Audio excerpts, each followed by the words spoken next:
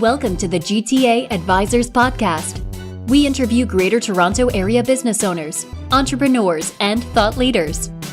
Our goal is to bring Greater Toronto Area residents the best advice from our community's brightest minds. Now, here's your host, author, entrepreneur, and real estate innovator, Robert Caruso.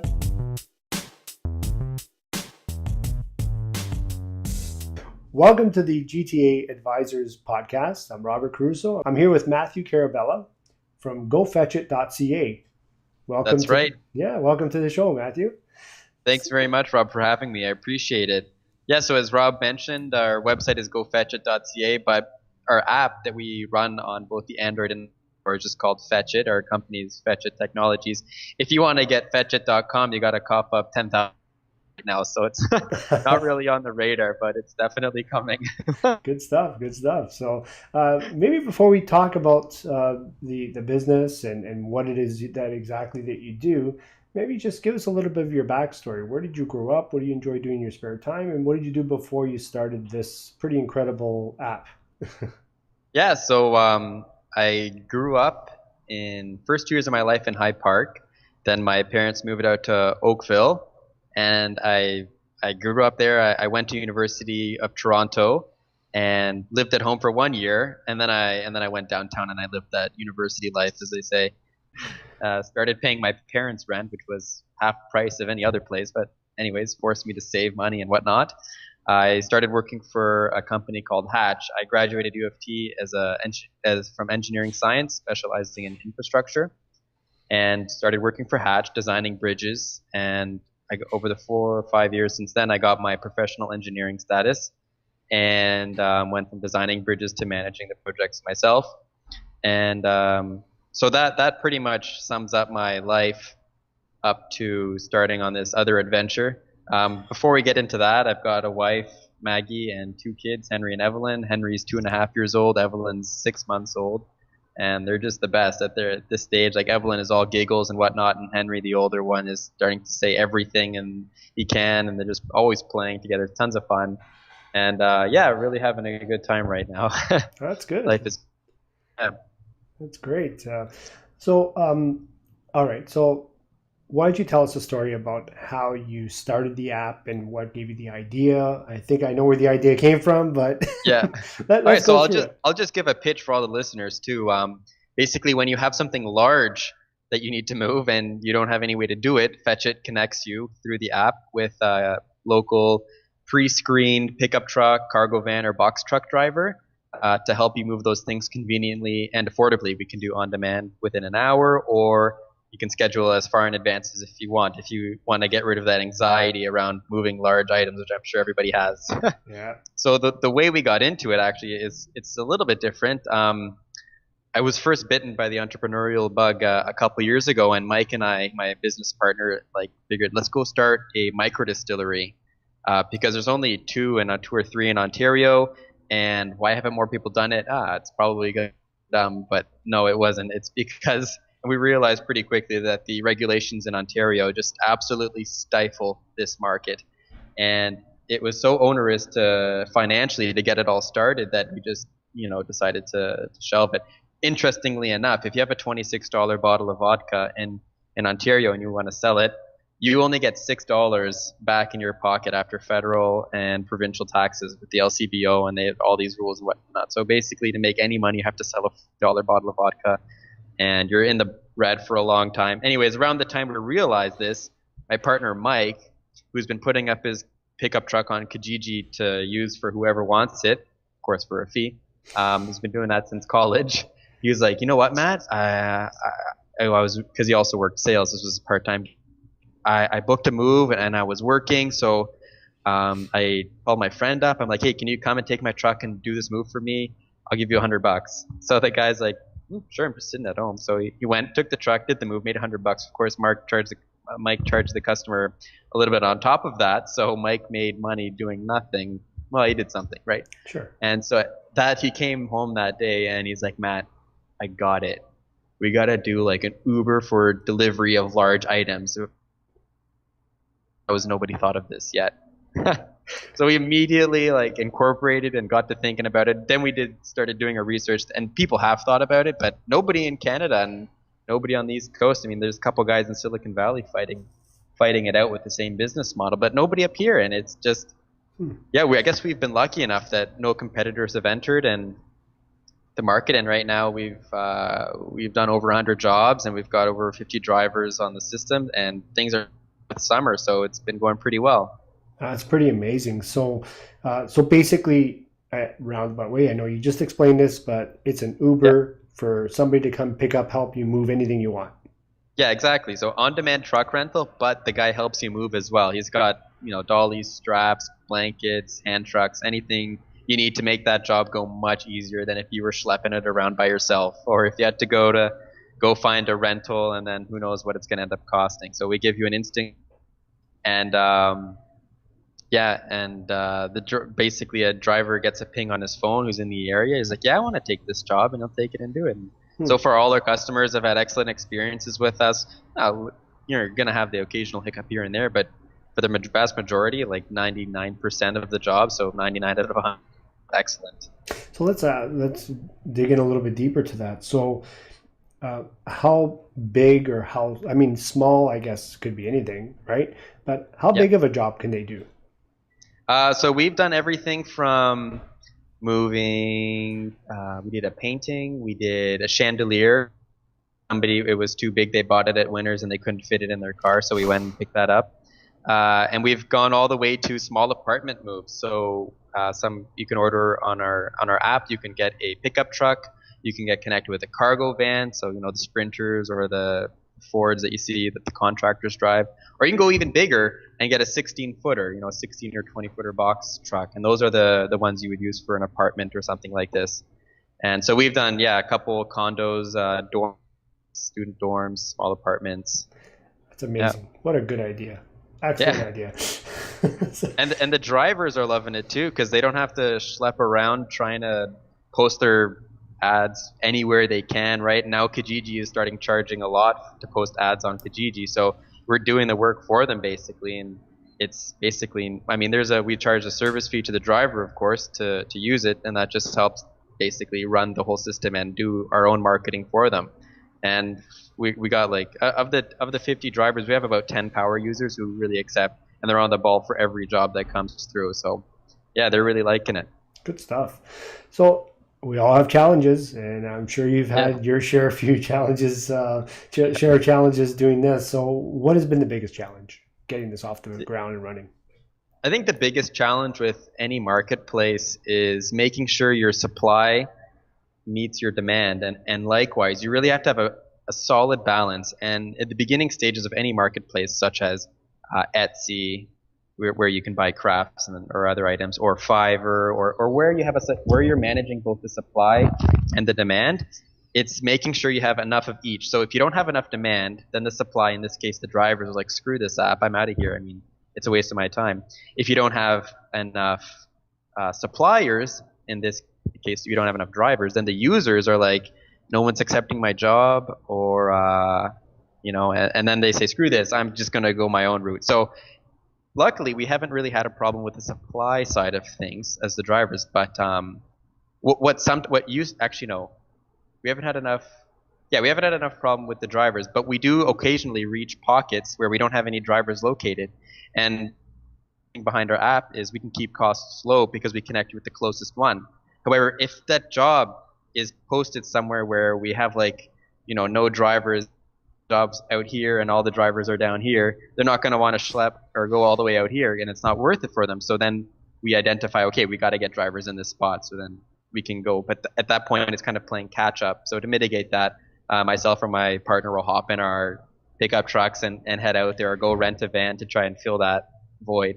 Do what you got to do. It's your business. Basically, you have to make it run. You want to keep your clients happy. You keep your clients happy, they'll keep coming back for more, and spreading the word, which is probably more important than anything else. Exactly. Right? So let's go back just before you started it. Is there anything that you would have, any kind of advice you would have given yourself before you started? Yeah, a big piece of advice I would have given myself is don't start a tech company without a CTO or your chief technology officer. So I did engineering science at U of T. I think I took about 4 or 5 programming classes. That was 5 years ago now. So I thought I could manage it, and luckily we have a CTO now who's fixing all the mistakes and things that I did wrong. But we could have saved ourselves a lot of time and effort if we just got somebody who'd been working with programmers and development up until Fetchit started. So that was a big learning curve for me, and but we're managing. Yeah, well, that's the most important thing, is that you're Yeah, learning from what you were doing and Yeah. changing it and going forward, right? So Exactly, and I think one of the propelled us maybe a bit too fast was thinking that, oh, how has nobody done this? I bet you there's 5 other people working on this right now. We got to get going. And I guess we kind of skipped a couple steps we really should have spent a little bit more time on. And but these are the challenges that we're dealing with now, and if every company has challenges, right? So even if we had the right team at the beginning, we'd have other issues to deal with right now. yeah, is there any kind of is there any difference you've made? I mean, obviously you're helping people move their stuff, but is there one situation that stands out, like, wow, what a difference I made just because I started this? Yeah, I think it stands out with the feedback we get from the drivers. So after the drivers do their first job, a couple jobs, I'll text them or call them. I'll be like, hey, how's it going? Want to meet for coffee? How you liking Fetchit? And they're like, man, this is the best.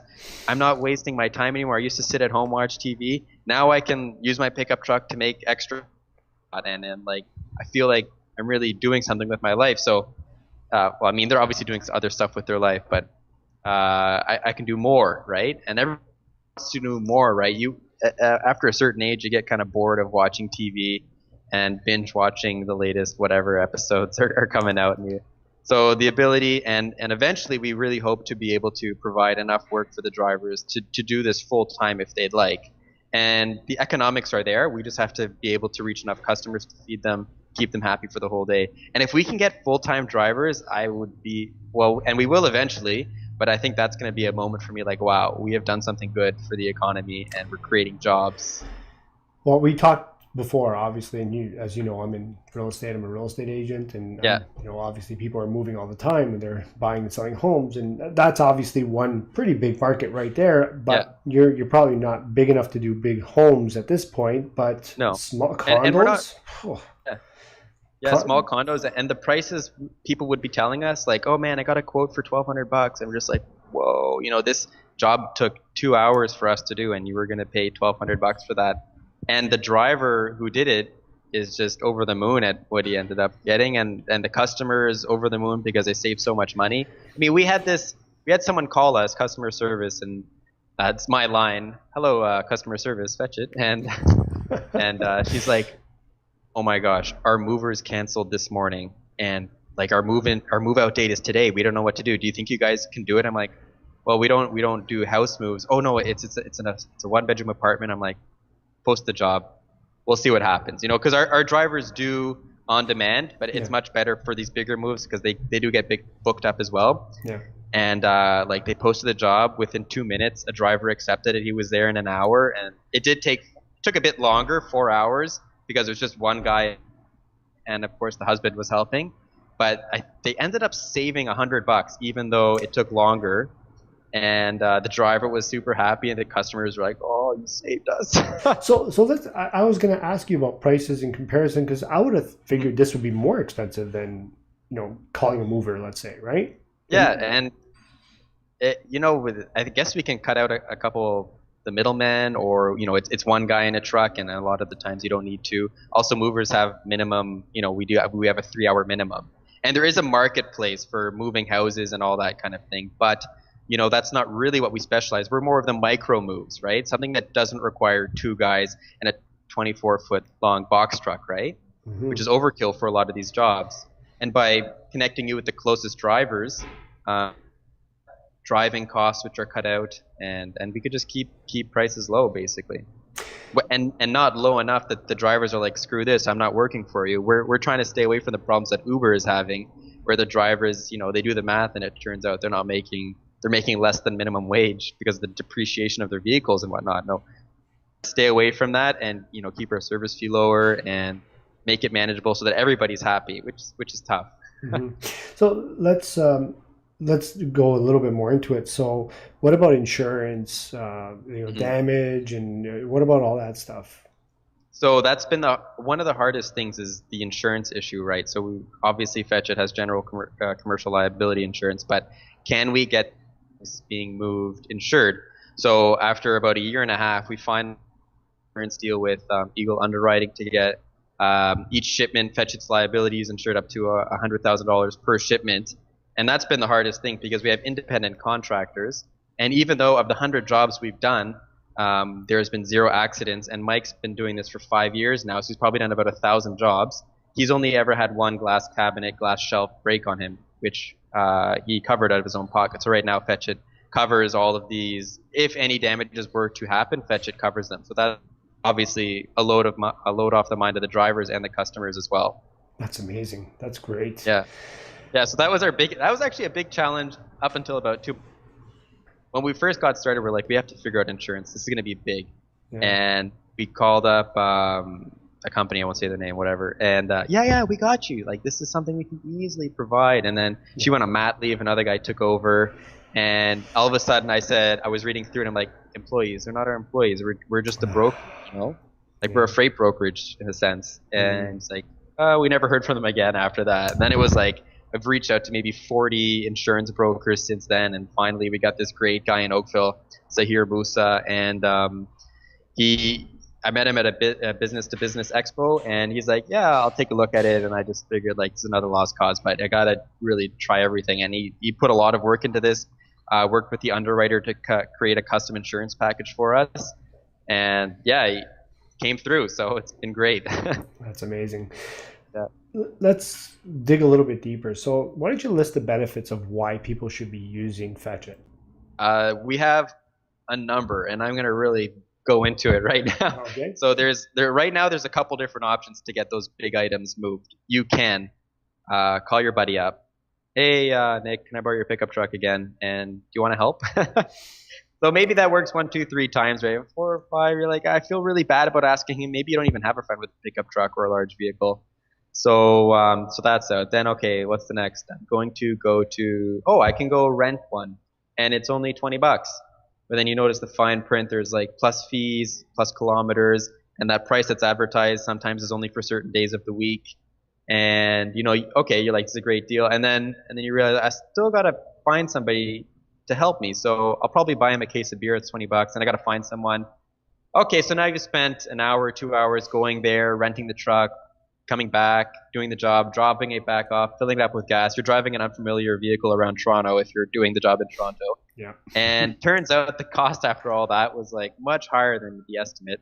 Damn it, like I really lost out. Or you can go the super professional route, hire movers, but they specialize in houses, right? They're not going to come and help you with they will come and help you with a couch or a stove or an appliance or a table, but it'll cost you. There's the minimums. They come with 2 guys, a big truck, and again, sometimes they're a little bit crafty or sneaky with how they're going to charge you. And there's stairs.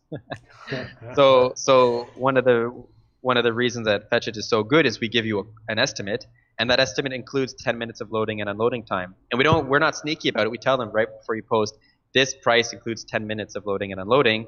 If you want more, if the job goes longer, it's going to cost you $1 a minute, which is $60 an hour for than the going rate right now. And the good thing is our guys they're really good professionals. I mean, they know how to move things fast. So a lot of the times our jobs don't even go over the 10 minutes. And if they do, it's only an extra 5 or 10, which is totally manageable, and it's not crazy. But that just helps the drivers out in the case that, there's stairs with a railing that blocks the way, or the door doesn't fit. They have to take the door off a fridge, or they have to take a door out. And that way everybody's fairly compensated, and there's no outrageous cost like it's $2 per stair or something like this. No, we keep it super simple. It's the kilometers, the base fee, and then the time loading and unloading time. So the transparency is great. The ease, it's so super easy. You download the app, fetch it on Android or Apple, and you create an account. You see immediately what your quote will be for the distance between A to B. And you post a job, and the driver accepts it. You don't have to leave your house. If let's say you're doing a Kijiji, pick up. We've had people who do everything from their couch. They don't get up. They just send the driver there.